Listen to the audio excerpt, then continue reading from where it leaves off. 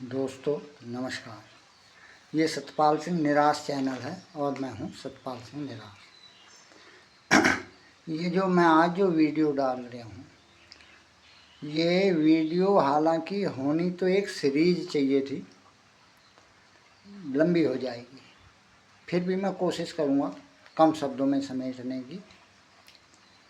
तो मेरा कहने का तात्पर्य उन हिंदुओं से, उन सनातनियों से अनुरोध है, प्रार्थना है और चेतावनी भी है उन्हें कि यदि वो अभी ना जागे तो ज़िंदगी भर पछताएंगे।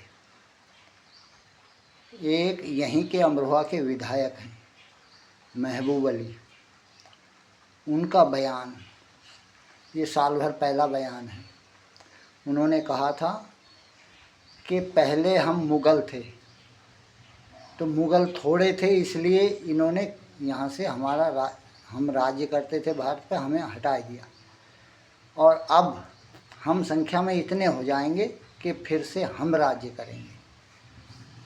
तो वो अपनी संख्या बढ़ाने पे, इसमें कोई संदेह उन्हें नहीं है कि जो अमीर से अमीर आदमी भी है वो भी इस मामले में सोच नहीं रहा। ओवैसी साहब के 6 संतानें हैं, जो ओवैसी हैं, वो ओवैसी जो उसमें हैदराबाद के हैं, 6 संतानें हैं, बैरिस्टर हैं, इंग्लैंड पढ़ के आए हैं और सांसद भी हैं। इतनी बुद्धि तो उनकी भी काम करती है। और हमारे यहाँ अधिकतर दोस्तों मेरी माता बहनों का है कि एक ही बच्चा पैदा करेंगे, हमारी बॉडी लैंग्वेज ख़राब हो, फिटनेस बिगड़ जाती है। क्या करेंगे उस फिटनेस का जब कोई रक्षक ही नहीं रहेगा?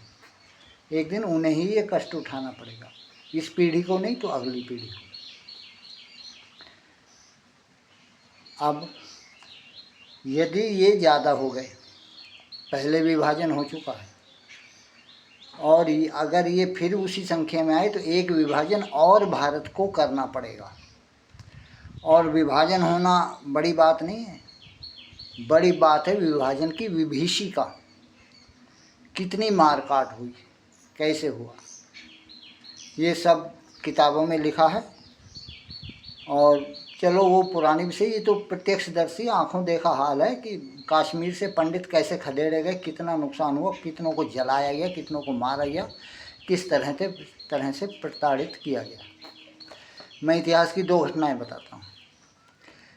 पहले मेरे कहने का मतलब ये है कि इस्लाम धर्म जो है केवल और केवल तलवार के बल पर चलता है। बौद्धिकता से इसका कोई लेना नहीं।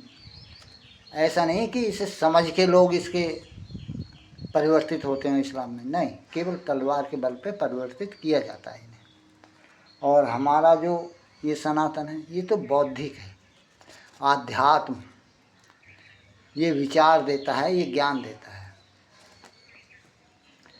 तो अब 2 घटनाएं बताता हूँ। एक घटना सियालकोट, सोए होए, ये जो हिंदू समाज है कितना सोया होया है, कितना ऐसे है। सियालकोट जब विभाजन हो रहा था तो सियालकोट जो थी उसकी रियासत थी, तो वो भारत में आना चाह रहे थे, तो उन्होंने कहा रेफरेंडम कर लो। अब रेफरेंडम में बात आएगी मत विभाजन, कितने उनके पक्ष में, कितने भारत के पक्ष में। तो उसमें जब वो हुआ, वोट डाले गए, तो वहाँ 70% के लगभग हिंदू थे, 40% हिंदू वोट डालने ही नहीं गया, जो कुछ गया वो भीड़ देखकर लौट आया, तो वो रेफरेंडम में जीत गए। वो जब हिंदुओं ने इतना कष्ट तब नहीं उठाया, तो बाद में उनके साथ क्या हुआ, कैसे अब सारे हिंदू मुसलमान बन गए, क्या क्या यातनाएं सही, ये वो ही जानते होंगे। तो ये कष्ट जो पहले आलस्य कर जाएगा, ये कष्ट बाद में उसे झेलना पड़ेगा। और इस्लाम के अनुयायी अपने इस्लाम के लिए कितने कट्टर हैं।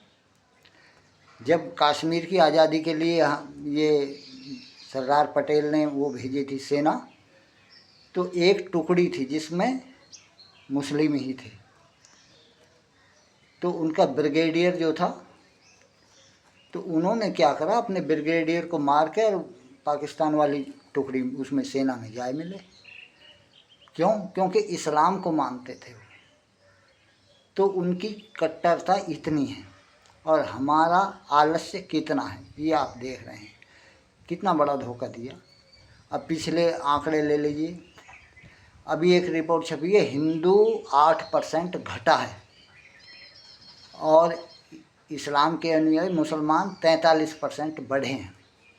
अब इसी रेशो से थोड़े दिन में हो जाएगा ये सारा खेल। अब बाद में क्या होगा, चलो हम तो रहेंगे नहीं, हम नहीं रहेंगे, अगली पीढ़ी आएगी, सारा दंड उस पर पड़ेगा और वो कोसेगी।